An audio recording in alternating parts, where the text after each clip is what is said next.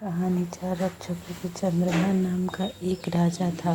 उनका जो राज्य था बड़ा ही समृद्ध था। राज्य के प्रजा प्रसन्न और संतुष्ट थे। उनका राज्य दिन दुगुनी रात चौगुनी उन्नति कर रहा था। किसी तरह का कोई झगड़ा उस राज्य में नहीं होता था। सब मिलजुल कर हंसी खुशी से रहते थे। इस बड़े राज्य के बिल्कुल पड़ोसी राज्य में एक छोटा सा राज्य था, जहाँ कृष्णदेव राय नाम का राजा राज करता था। इस राज्य में आए दिन प्रजा के बीच कलेश होते रहते थे। कोई भी इस राज्य में संतुष्ट नहीं था, यहाँ तक कि खुद राजा भी हमेशा चिंतित रहता था। कृष्णदेव राय अपने राज्य के हालात बदलना चाहता था। उसे अपने पड़ोसी राज्य के अच्छे हालात के बारे में पता था, इसलिए वह चंद्रभान से मिलकर उनकी खुशहाली का कारण जानना चाहता था। एक बार चंद्रभान से कृष्णदेव राय की मुलाकात तय हुई।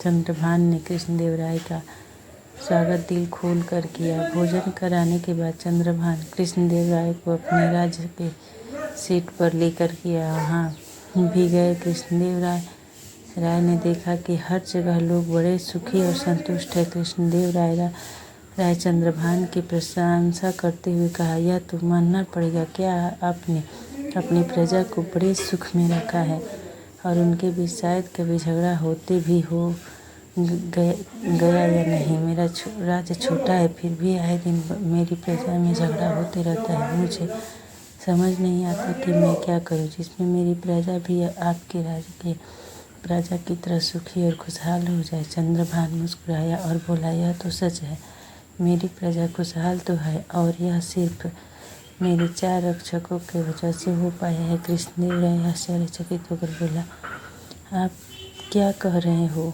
मेरे पास रक्षकों की पूरी फौज है और आप कह रहे हो कि आपके चार रक्षकों की वजह से आपका राज्य इतना सुखी है? यह कैसे हो सकता है?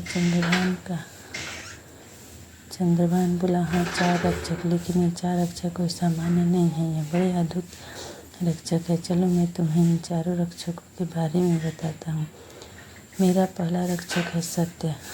रक्षक मुझे झूठ बोलने से रुकता है, इसलिए मेरी प्रजा में विश्वास बना रहता है कि राजा जो हमेशा सत्य बोलता है वो किसी का बुरा या असत्य नहीं करेगा।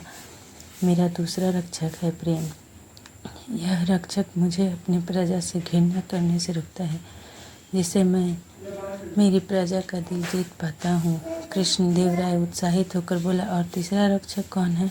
मेरा तीसरा रक्षक है त्याग। इसी रक्षक के बदौलत मैं लालच का त्याग करके अपनी प्रजा का हित हमेशा सोच सकता हूँ। हर राजा के पास यह रक्षक होना चाहिए, जिसे वह स्वार्थी ना होकर प्रजा की भलाई के बारे में सोच सके। जो राजा स्वार्थी होता है वह हमेशा अपने खजाने को भरने की फिराक में रहता है, उससे अपनी प्रजा का कोई पड़ी नहीं होती। आखिर और चौथा रक्षक है न्याय। जब प्रजा को एक राजा पर यह भरोसा हो जाए कि राजा किसी के साथ अन्याय नहीं होने देता, तब प्रजा खुद भी न्याय संगत व्यवहार करने लगती है। इस तरह मेरे चार रक्षक मेरे पूरे राज्य को खुशहाल बनाए रखते हैं।